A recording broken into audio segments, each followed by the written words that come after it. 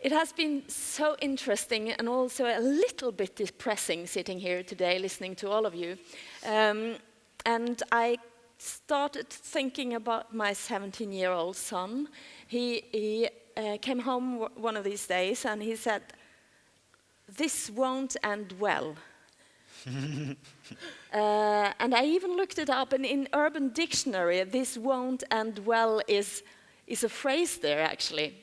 And of course I asked him, "Why don't you think this will end well?" And he said, "Well, the other day I saw this thread on Reddit showing a picture of Syrian soldiers who they were just like into a car to go on in the front line to fight. And the message was, this war is now, it's getting worse. There are many soldiers pouring into the front lines." And a few days later, he saw the same picture in another Reddit thread. It showed the same soldiers. It was the same picture. This time, the soldiers were handcuffed. And he had no clue whatsoever which of these pictures were fake, which was not fake. And that was the reason why he ended with this won't end well, because how are we going to manage? And you've talked about this now in extension, and we also heard this very interesting speech about what happens in pictures, and you all have somehow mentioned that, I mean, perhaps media will be too slow in reaction, and this will end out in people will see it, and it will somehow influence politics and the way we talk, so on and so forth. So first of all, I just want to ask you, are you still techno-optimists? I can start with you, Paul. No, I'm not. And I guessed. I mean, and this was maybe less difficult than it should have been for me, but I spent many, many years from the time I was a grad student being a technological optimist.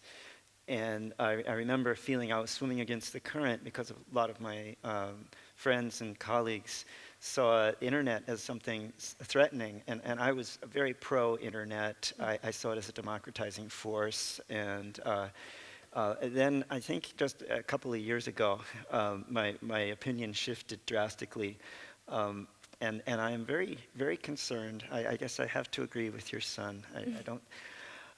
I think it will be, we're headed toward a moment of crisis, and we'll pull out of it. I don't have any doubt about that.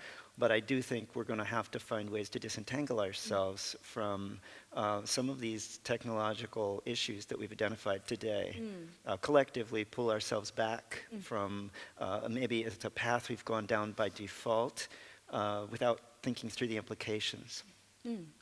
And we're all going to talk about that, and I really hope that this can be a live think tank around these issues. Are you a techno-optimist? Well, I think I'm in the middle. So I try to understand things and be critical enough. Yeah. But there's so many benefits of technology. Yeah. Even smartphones are very good, even not that smart. It depends on us whether we are using it smartly or not. So I'm right. I think there's a great need for continuous media education in this sense, that how to adapt and how to use wisely these new technologies. Also be aware of those, let's say, more dangerous trajectories that these new technologies are creating. When you listen to the speakers today, where are your anxiety and where do you see hope? In which area? Well, in general, I think we know more about our world now than 1,000 years ago. So we have advanced indeed, but there are so many very serious problems like climate change that we need to really, really start tackling and use the technology also for benefit of that, solving problems together, I think. Yes. Nora Bauer, Are you a techno-optimist? Well, I think it's the wrong phrase. It's whether I'm a social optimist or Ooh, yeah. because I really think it's a matter of what people will do. And then I think the other thing about that your son's phrase, this won't end well, it depends on what you mean by the end, because it may end well, but it's how much pain there will be before the end, because there will be resistance, and the problems are getting bigger and bigger. So I think there will be resistance when things get bad. People complain, but I don't know how it will ultimately play out. I'm also, like, my latest thing is climate change, which may, so the question really is, I mean, I think that's going to loom so large that these questions about, social media and sex robots and all of that may be pushed aside. The question will be whether technology can get us out of a more serious crisis, a existential crisis. Nicholas, Is the how about you? optimist versus pessimist? Yeah, I mean, I want to believe, so my background is computer science, so I come from a deep technology background. I want to believe that technology can be part of the solution.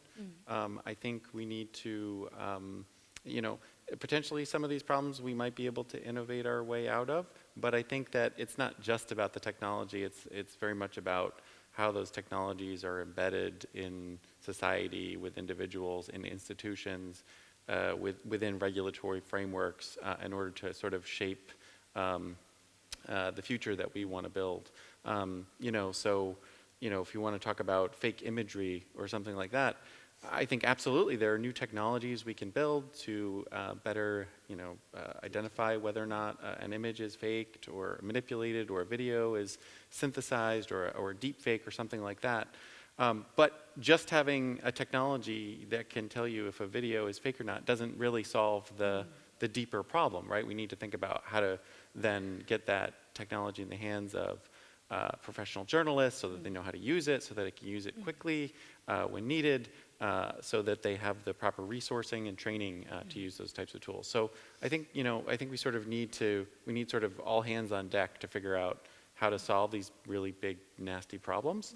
And I think technology is, it's just going to be a tool that we figure out how to use to do that. I know that you had an argument yesterday because you disagreed a little bit here. And before, opening up for the floor, I just want to ask, what was the disagreement about? Was it about data? Sorry if I embarrassed you now, but I think it's very interesting though to hear where are somehow the disagreements. Was it about use of data, or what is it about? We may have a difference of perspective with regard, most recently when he and I were chatting about AI and whether it's possible for us to understand exactly how it's making its so-called decisions, or let's say discriminating. It creates discriminating frameworks. What is the logic behind that? And is that a knowable logic, or is it going to be, in a sense, a black box, to use another term, that we can't really pry that open. We just know that this is telling us answers, but we don't know how or what they are, where the answers come from. And I would argue that that we need to understand the limits of knowability about these technical artifacts, and make sure we match what is knowable to what we need to know in order to govern these technologies effectively. In some cases, a neural network, highly complex model with 1 million different parameters and inputs is unknowable in the sense that like you can't comprehend how it made its decision based on all of the pixels in the image. But that doesn't mean that we can't test the output of that black box to determine whether or not it's disparately recognizing people of color. We can test it, we should test it to ensure fairness of those types of technologies. So we can still know enough in order to govern these types of black boxes. even if we don't necessarily, we can't sort of ever reach that ideal of 100% of transparency. And what's your response? Oh, I think that's really an interesting answer. I think what Nick describes here about testing its responses and being able to, for example, say that it's doing a worse job recognizing people of color, for example, that's almost holding artificial intelligence to the same metric we use for a real intelligence, which is to say, what does it do? How does it behave?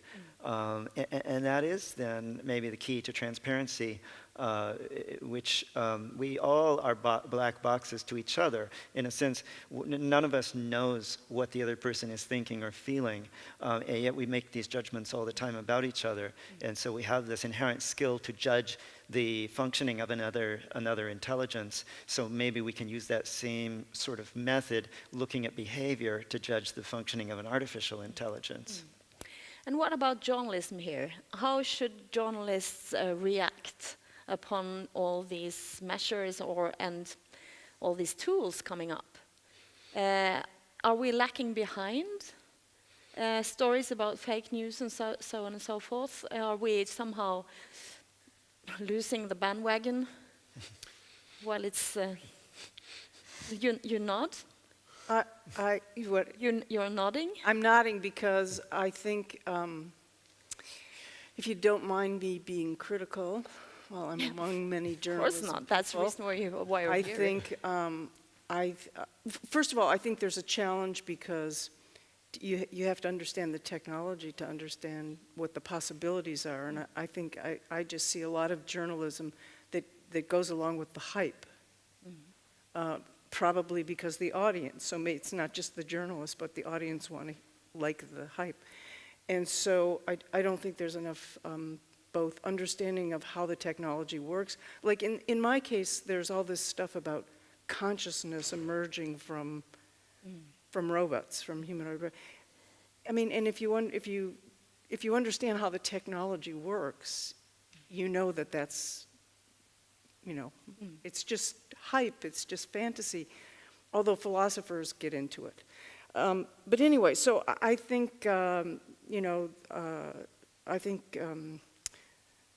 that journalists need to understand technology more, not so that they explain it to the public, but so that they can have a critical perspective on what they're hearing and what they're seeing. If you want to join in on the discussion, please raise your hand, and there is a mic here. 2 mics, one on both sides. There is a question here. Right. Hi. Technological development is rapid and fast, and you talked a bit about how media is slow, how culture moves slowly. And it's particularly in regards to laws and regulations, perhaps. So I was wondering, I guess this is for everyone, but Deborah, I'm interested in hearing your response to this. Is this gap between the technology and culture something we should be worried about? And what can be done to sort of reduce the dangers in that area? Well, I mean, I'm not sure I agree about the gap. But maybe. But the way I think about it is culture is always shaping. I mean, it depends on what we mean by culture, I suppose. But culture is always shaping the technologies we get. Or advertising and, consumption. Developers are selling it to us all the time. So I don't see it so much as a gap. Where the gap is probably between law and technology. I think we're very slow to regulate things because we don't understand them well enough to know how to regulate them. So it's to me it's a complicated question that I don't know the and it's also like the culture is not simple either. It's complex. It's there's some people and other people other values. Some people have different values than other, so it's, to me, it's their technology society are just so intricately intertwined that it's very hard to disentangle. So, you know, if you ask me about humanoid sex robots, which is what I've been thinking about lately, it's not, you might think this is sort of being plunked down and we have to respond. But if you think about it, it's coming out of us. It's not just being pushed on us, right? So is that? There is another one here. I mean, I would also jump in there. I just wanted to add on. There's sort of a whole area of design studies, value-sensitive design, which I think perhaps more of us should start practicing in our development of new technologies. The idea is that, you know, we can be explicit about the types of values, the cultural values, social values, perhaps professional values in the context of journalism. We can be cognizant of those and how those values come to be expressed in the technologies that we design. So a nice example of this that I came across recently is the Washington Post recently, a couple of years ago, implemented an AI system to help moderate the comments on their website. So every comment that someone writes gets run through a classifier, and the classifier determines is someone being nasty and the comment should be deleted, or should we post the comment? And the Post developed the technology internally.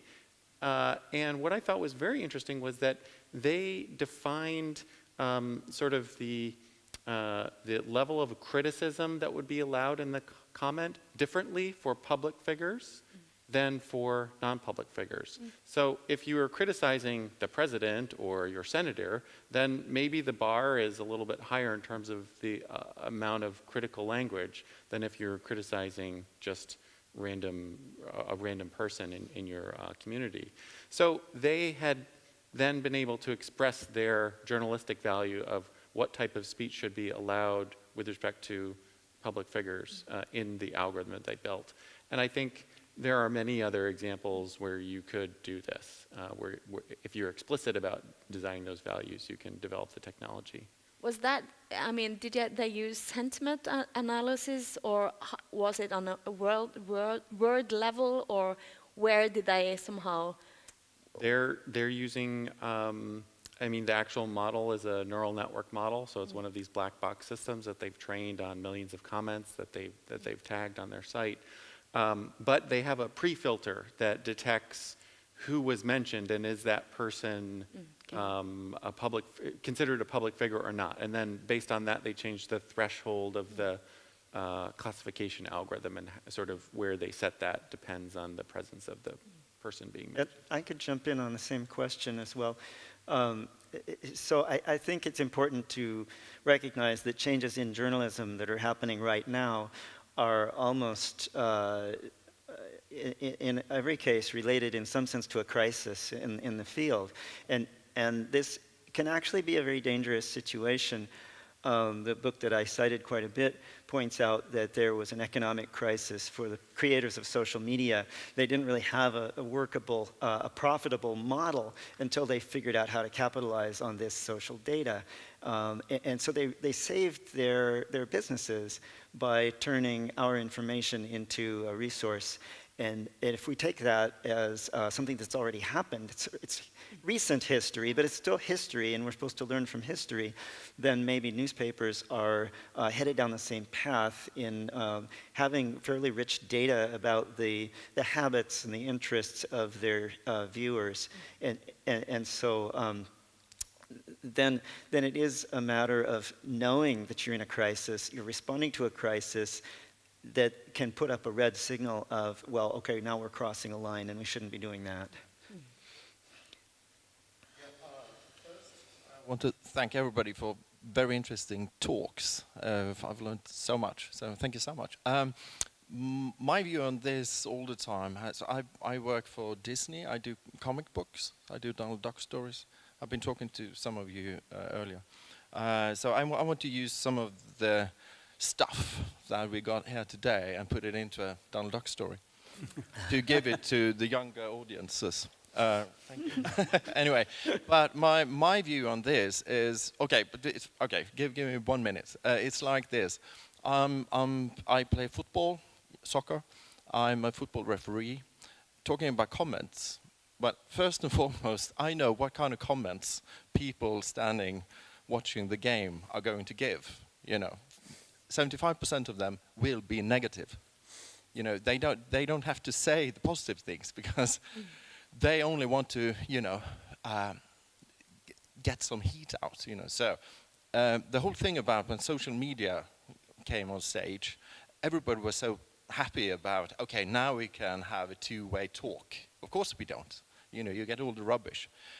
Basically, what I think is like technology really shows human psychology. So the psychology bits of this, of the technology, is it possible for you to say anything about that? Is some of the things that we are seeing, like our need for safety is giving us this surveillance culture or, dystopia, and the sex robots are really about, what that is all about. So how about this is, the Sorcerer's Apprentice. We are just developing the technology that we, as human beings, want to have. And finally, all of this development, just give me one example of technology being forced upon people. Just one. This is something we want. And this is what we are. This is where we are now. And as you said, your son was saying, and I do have a 16-year-old myself. How is this going to end? I mean, giving you the example is, I think, kind of easy. It wouldn't take very long. But the one that sort of popped into my head was when I apply for credit or insurance, I didn't ask for an algorithm to do that. In fact, I have a real interest in not having an algorithm do it. So there's lots of technology that have been forced on me. I can't. Wait, excuse me. The people using that technology, they have chosen it. They haven't been. No, but they haven't chosen it in a kind of free, open, you can do A, B, C, D, E, F. No, the people running the check on you, they have chosen. Oh, well, it's in their interest, yes, of course. It's in their interest. Yes. Oh, but here's the other thing I wanted to say, and that is, you're thinking of needs and desires or interests as sort of these simple givens, basic nature, but it's just the opposite. They're shaped. They're influenced. For example, I mean, the case of the sex robots, you could say people are seeking sex with robots because it's too much trouble to deal with a real human, and so the people who are selling these or renting these are just taking advantage of a need. But the need for sex or whatever you want, or companionship, could be fulfilled in any number of ways. But what they're doing is the people who are selling the sex robots are just sort of clearing the way, making that the easier way to get what you need rather than other alternatives. So, and they're also shaping the need. Like nobody is going around looking for sex with robots, but somebody's saying, hey, come over here. And, I mean, I would say be careful about saying it's human desires. It's human desires being exploited and shaped. My point was just, give me one example of technology that are forced upon us, meaning that me being forced to use my iPhone, it's out of my desire. I want this technology. But that is why we're heading in that direction. But it's a very, I'm sorry, I'm talking too much. It's a very, I don't know how to say it, short-term, immediate desire. It's not a long-term. It's like, I come to Bergen, and in Bergen I walk everywhere. In the US, I don't have that choice. Of course, I choose to buy a car and to drive it, not because I fundamentally want to drive. It's just that the cities are constructed in a way that I don't have public transportation, so I choose it. Yes, I choose it. I think that this comes back to Lars's argument, and he certainly has set my brain turning for however long it's been, an hour or something since he spoke. And that is that it may be that we make choices as free agents, we have free will, but that the process of us making free choices in a context or an environment that incorporates new conditions, new technologies, new infrastructures, leads in a certain different direction than if we were making choices without that infrastructure. So in other words, we remain free, we act freely, and yet our choices are constrained in a particular path, almost like water flowing down a river course. Yeah. Yeah, but this is, I mean, Nora, you said something which remind me of the easy way out. What we do is choosing the easy way out.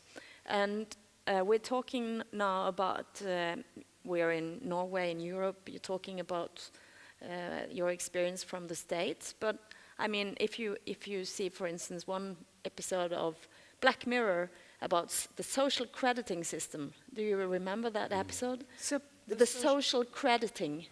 There was a woman there who she missed the plane, and she loses her mind in the end.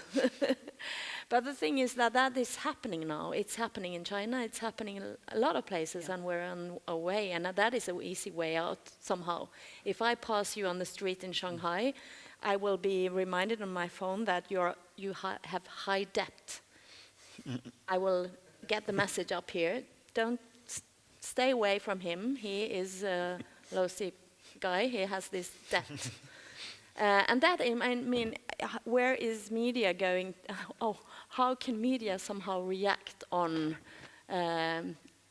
somehow? That's big data as well, used to remind me of, are you a good person or not? If I buy coffee from you and I don't like you, I can just give you 1 point. Mm-hmm. Then you won't be able to buy a house the next month. Yeah. Right. Usually before it was only tips. Tips. So now it's everywhere. Yeah?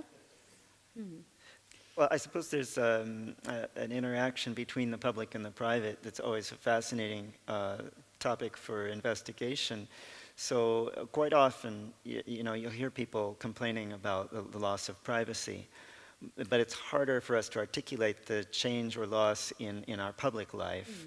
But when private information spills into the public realm in an uncontrolled way, it's not just a matter of whether I care about the loss of my private information, but it's actually how does the use of my private information affect our public world. And so we have to actually develop more of an ability to talk about the public as well as the private issues, and recognize that they're totally intertwined. So we can't just shrug our shoulders and say, yeah, but I'm not worried about my private data. That's not the point. The point is that private data is taking on new values in a different kind of social world, and we have to think ecologically about all these issues. That is the political, yeah. Well, so to go back to your question you asked, how should media respond? I mean, this is about investigative journalism. The media needs to investigate the power structures around these types of social ranking systems, to draw attention to them, to critique them, to audit them, and to try to get the information needed to regulate these processes effectively. That may not work in some regimes, and that's a different question. But do you see any journalism actually doing this? I mean, do you see it has any function?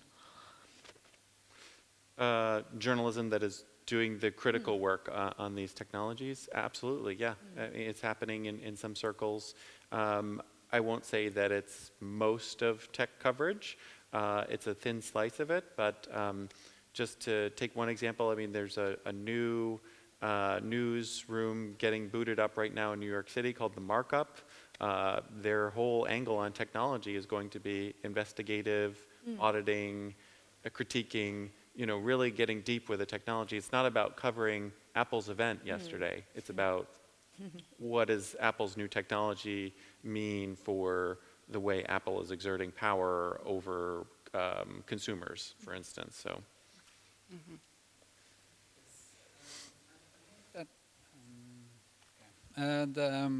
The question that you pose is kind of, maybe I can ask that in a different way, because without like reducing it to desires or something, because there's this question of opting out, maybe you can call it that instead. So there is a difference, I think, between Facebook and the Norwegian state, at least for me. I can opt out of Facebook, and I haven't, and because I see some value there, and it gives me something, and access to information, access to news. So when Facebook is surveying me, that's something different, and I'm like opting in, even though I might not agree on all the different small terms, you know. But from the Norwegian state, I can't really say, no, I don't want to be a citizen, I don't want to.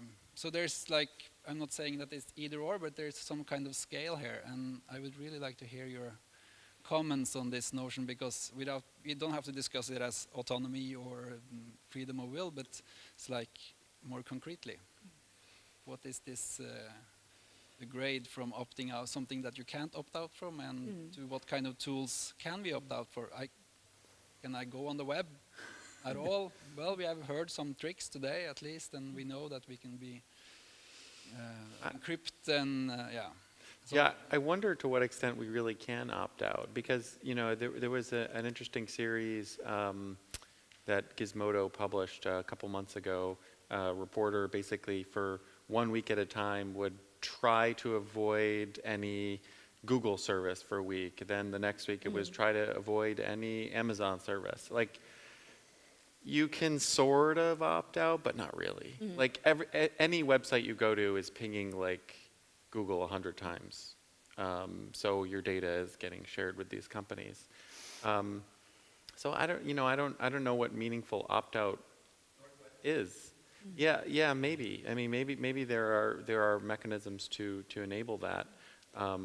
But yeah, I think this stuff gets so pervasive that to a large extent we can't avoid it. Turo, I just want to ask you as well. I mean, so you've been sitting here now listening to all these discussions, and you have this macro perspective somehow. You should have. Satellite perspective. Satellite Of course, perspective. yes. The big picture. Yeah. But I mean, where does this fit into what you're working on, what you're thinking on? Well, I'm mainly now writing about the immersive terms, so I want. Well, it's like, there are some guys who have spent there like 22 hours. I think it's not comfortable with there, but I think we have the choices still, whether we are using some of these technologies for just testing our limits, or whether we are using some social media platforms. But I think in general we are social human beings. We need other humans.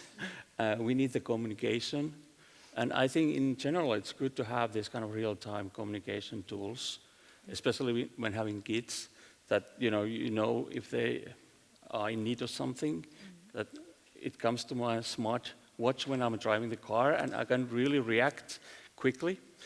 So, but it can also be, too many notifications, for example. It's causing stress, and so I think there's always this kind of counter tendencies as well. So people want to meditate, people want to have some retreats every now and then, because I think there is the information overload. It's constant, and it's causing us stress, which is not good, I think, in general. So I think we need to use wisely these tools. Yeah. There are 2 hands here now, or 3? Had also a small remark to your comment on forcing technology. Just a small anecdote, because I came over, the reason that Nora, for example, is here was that I heard a podcast of her project and was suggesting it to Astrid. And the interesting thing was that it was very hard to get in touch with her, because she's not existing in the internet. She doesn't exist. And this was her personal choice. And that means also, the funny thing was, we could at least enable, because I could contacted her employer, and then I got her private. He took privately contact with me, so it was kind of a thing to get in touch with her. And then I haven't heard anything about, or you took contact with Astrid, or I got you get connected. And afterwards, Frode was calling me, and I think also Hedvig, and calling me quite desperately. Is this woman existing? Because is she a fake? I tried to Google you myself. And I mean, this is a really interesting thing. Very interesting. As I look at her phone, she uses willingly not to use a smartphone. And I mean, you probably could tell it more better than me, but it is quite hard to get around here, and especially in Norway, where so much is digitalized, you know. And in a way, you will be forced up on it. In Germany, it's not anymore to buy these telephones. I know it costs Olsen, you just get them. Yeah, so you are forced. It's a kind of network and effect, you know. So, yeah. Maybe I can statement, because I wouldn't be able to do this if I didn't have an employee who would provide me with an internet connection. So I don't have to have it on my own, with my private personnel. So this makes it easy for me, but it would be pushed. It would be pushed on me like on anybody else if I didn't have that. I'm privileged with that. Actually, when I started my PhD, that I put my picture in the internet the first time, and also to reveal some information. It was the first time, and I might jump in if I could for a moment. So I a few months ago decided to take down my Facebook identity, and I just shut it all out and followed all the detailed directions for removing yourself from Facebook. And actually, I should have a friend try and find me on there. Supposedly, it's gone. But then to get into my office at work, I have a card that you have to touch it to a box on the wall to get in the door. It's called an RFID tag. And that, of course, it's not like a key where you just open the door. It remembers who comes in and who goes out. To drive on the freeways in Austin, we have another RFID tag stuck inside the front window of the car that will bill us directly as the car drives underneath.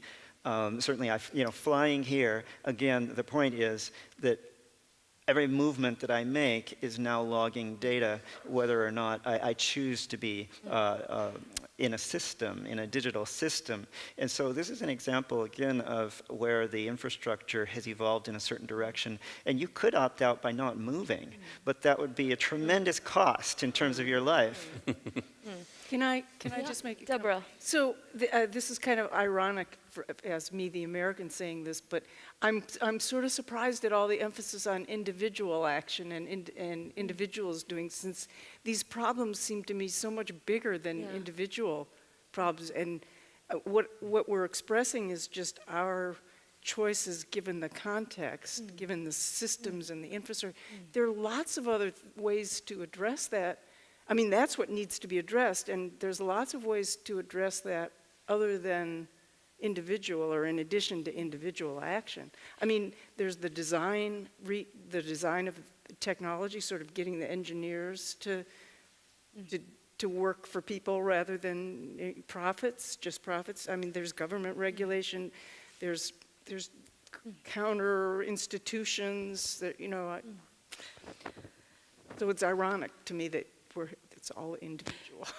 I was thinking of, but there are two questions here, but I was thinking of moving in the other half here, talking from the individual, the personal level to the political level and to fake news, but there are two questions here. And I don't, just one? Okay. Thank you.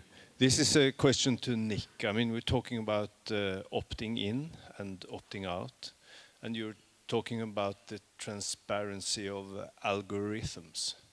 The people you interviewed about this, did they really care?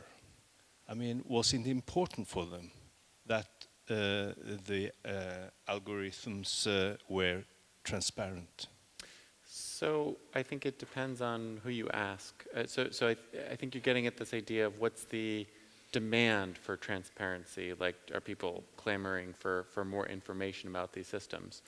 So 99% of people will say, who cares? I just want a fast, experience in the airport. Okay, fine.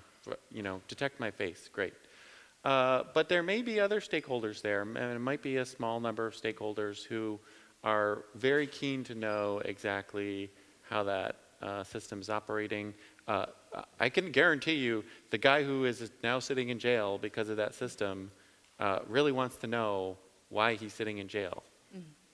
So, I mean, in some sense, I don't think, at a sort of at a high level, it doesn't really matter how many people will use that information. It matters that it's available for the few who really need to access it to understand the system. Well, going back to my son again, I mean, who said that this won't end well, and that was due to this feeling that this is fake, it's fake news, and it will influence politics. And that's, I mean, going from the personal level, from the personal algorithms and who we are, into what you talked about. I mean, you mentioned a little bit about it, that it influences not only who we are, but the system we live in. And you are American. You see what happened around you right now. And how are we going to deal with that? Of course, it's a huge question, but Well, I could go techno-pessimist again, and I could say we've had this horrible incident in the news with airplanes, the Boeing 737 MAX 8s crashing, which, by the way, I was for the first time ever in my life, I went to my ticket and looked at what kind of plane I was going to be flying in, because I had 6 flights total, 3 to get here and 3 to go home, and only one is on a Boeing 737, but it's an 8000 rather than a MAX 8, and I never knew anything about plane design before. But long story short, the pilots in those planes were doing their best to fly the planes, and they were skilled pilots, but the planes were behaving in an erratic way that they couldn't control, and everybody on the plane knew that something was wrong because the plane was going into a completely unstable flight. So the signal that something was seriously wrong was right there. It was obvious. There's something wrong with the system. It's becoming unstable. And your reference to our political situation in the U.S. is what I wanted to hook that comment on. When you have a highly technological system and you don't understand all the levers, and then it begins to become very unstable, and it appears to be behaving in extreme ways, it's a sign of imminent threat. And so I have to partly underscore what your son said. But there is some kind of a nudging. For instance, if you look up on YouTube, for instance, then you start, perhaps you see some videos of Trump, and then now nudged, suddenly you're radicalized and you end up in New Zealand. But I mean, is there something, and I mean, how can that happen? That is also part of the media sphere and who we are right now. It seems as if there are some kind of built-in models in some of the medias we use that's self-correcting, you mean? Yeah. Yeah, I hope so. I think it's good to sound a note of alarm at times, but one has to be very careful about being alarmist and not try to predict the future. Merely say, okay, okay, maybe it's not right to say this isn't going to turn out well, but there's a great potential for this to go into a serious nosedive. If I've answered your question, I'm not sure. Maybe I just got stuck on my earlier metaphor. From the personal to the political, where do you think this will somehow, what can we learn?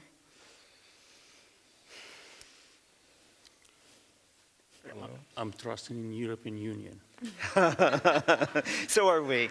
So are we, Turo. But I mean, we know that, I mean, there are several attempts with, it's not collusion, we've learned now, but several attempts to influence the Brexit, for instance, was part of it. Happening in the election in France is also mixed into journalism. Now they got quiet. We should not let that happen again. There you go. There you go. How? Yeah. I don't know what to say. I'm trying to think of something intelligent to say. Yeah. I mean, I think two directions I would go in, which is, one is personal and one is political. You know, one is that people will learn not, I was going to say, you know, mistrust is the big thing that will happen. So we have to think about the counter to the mistrust. And so I think that we're likely to move in the, I don't know, but one possibility is that we move in the direction of systems that we can rely on. So if you think of something like, it used to be, well, or book publishing, we have filters. You know, not everything that's written is published.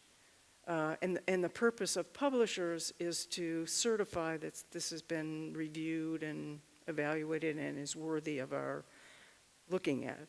So I think, you know, what's likely to happen now is that you'll have, and this, for me, this has already been happening, that I'm much more, I've actually limited the range of things that I read news-wise because I know I can't trust it all. And so I go to certain newspapers or certain venues. So I think there'll be more like systems like that.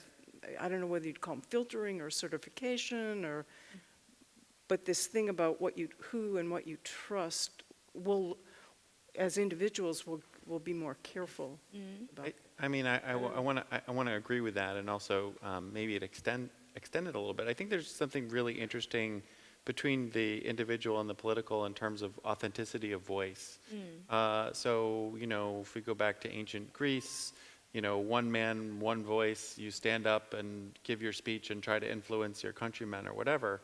Now we're sort of trying to manage our voice and our democracies online, where one voice is not necessarily one person.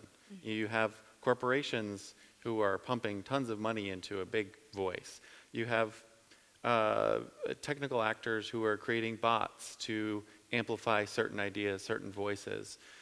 So, you know, how do you manage a democracy when money can be converted into share of voice?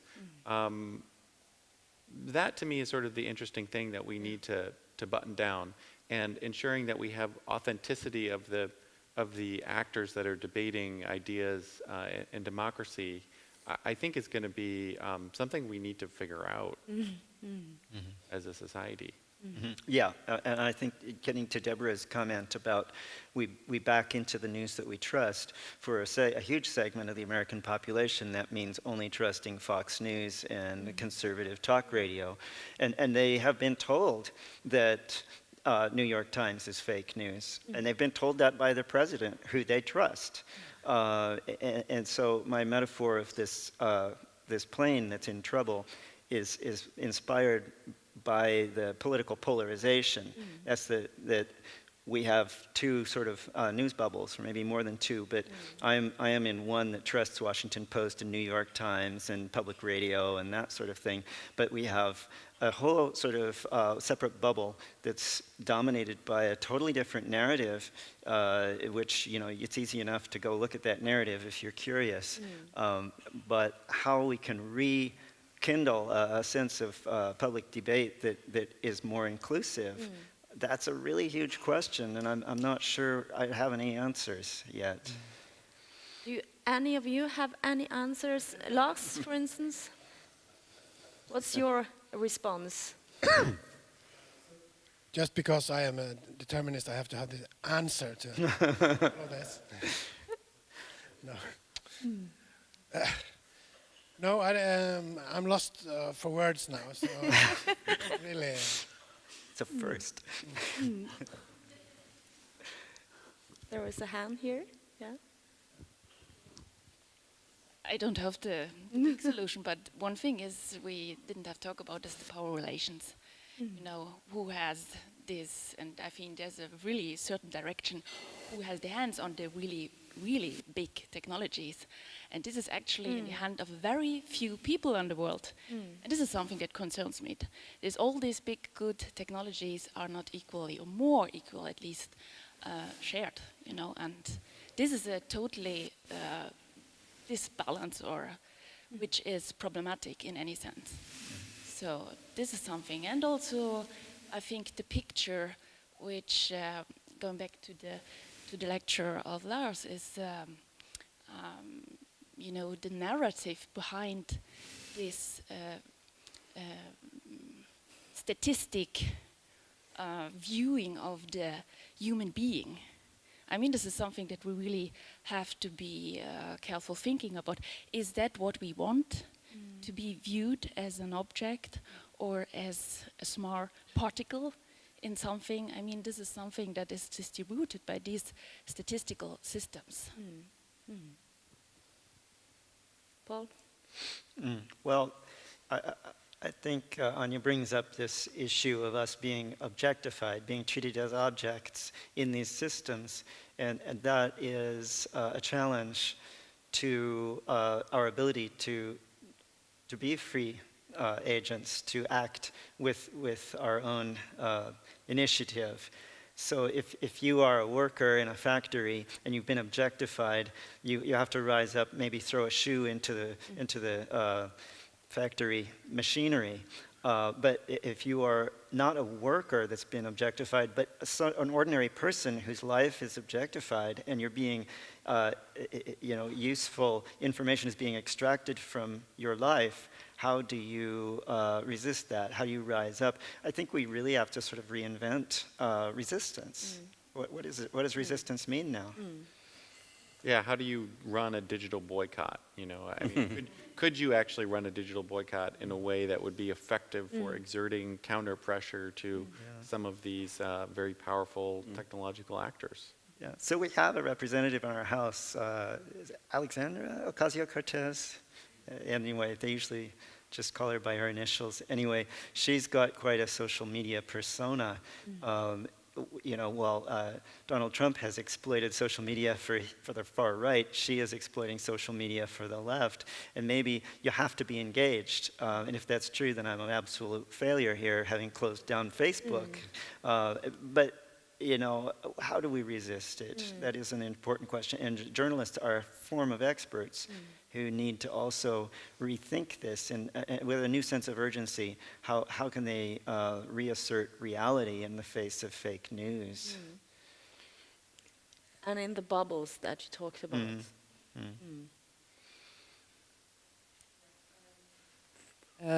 I'm also concerned about the big money have the ability to they own these technologies, and they limit also in the newspapers. They make algorithms that take out comments from the comment field, the comments of articles and stuff.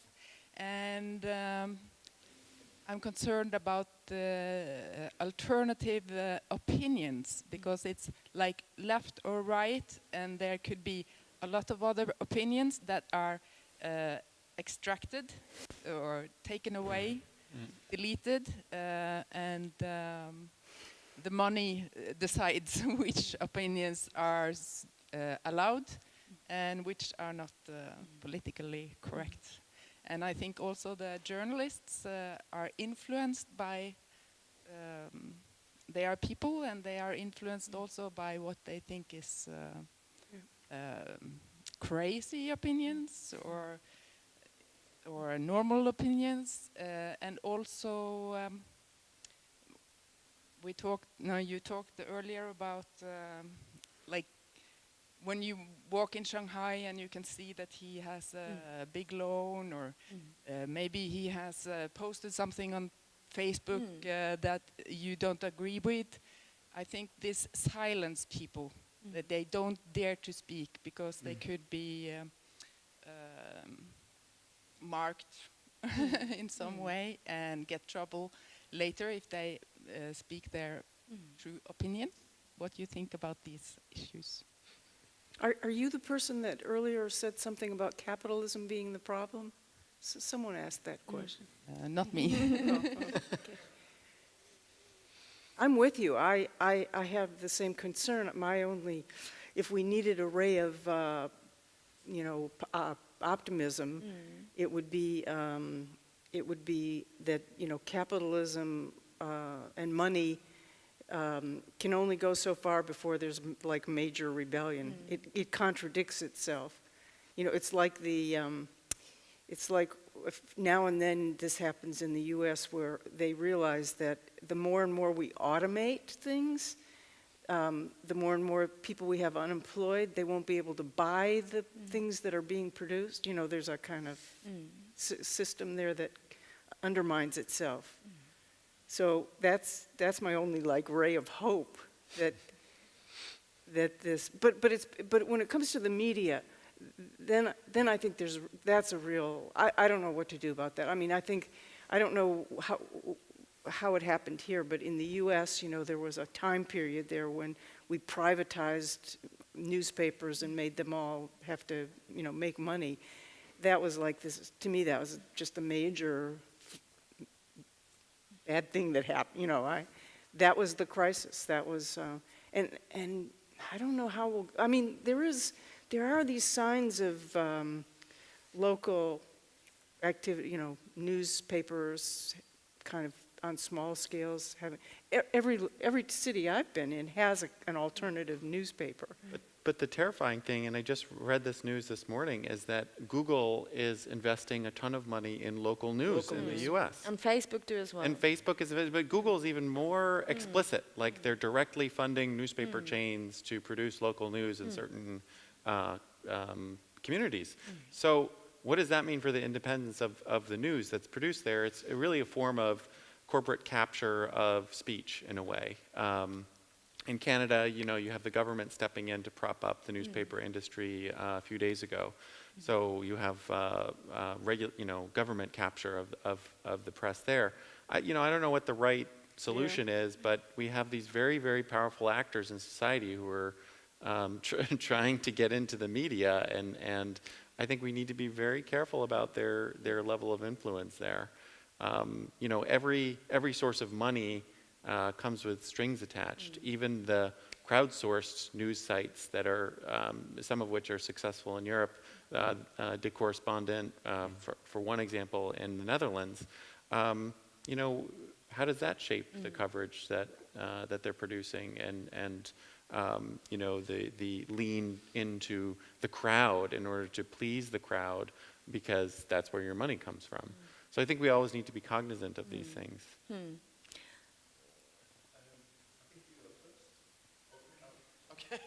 Thank you. Okay, we are running out of time, aren't we?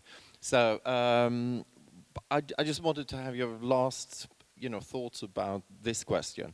Talking about global climate change, and with Greta Thunberg, of course, and what she's doing now with these schools strikes. Have you heard about that in the States?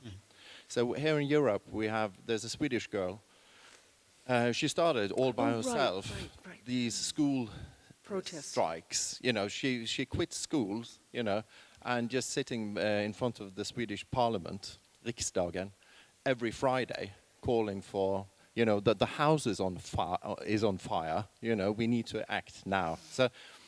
What I think, and yes, I will do a story about this in the Donald Duck magazine, but what I really feel and think is that we in this room are the failed generations. We are not going to make anything better concerning climate change or these questions. What we really need to put our all our effort into is to give the knowledge to the next in line. Give the knowledge to the kids, and then maybe the end of the story will not be so bleak. That's Donald Duck's task. I'm not so optimistic. I think we need to think about the other actors in the system and what role they can play in addressing climate change. You know, of course, the more that we know as a public, the better informed decisions we can make. If I could, you know, buy all of my energy as wind energy, you know, maybe that can be my contribution. But unless my electricity provider is offering a 100% wind plan, then I don't even have that option. We're mostly nuclear still in Illinois, which is terrifying because it's like the stuff is like 30 years old and has never been upgraded. But that's another conversation. There is another conversation there, and I think we'll end on that note. Thank you so much. Thanks for the great questions from the audience, and to you all. Thank you. Thank you. Thanks.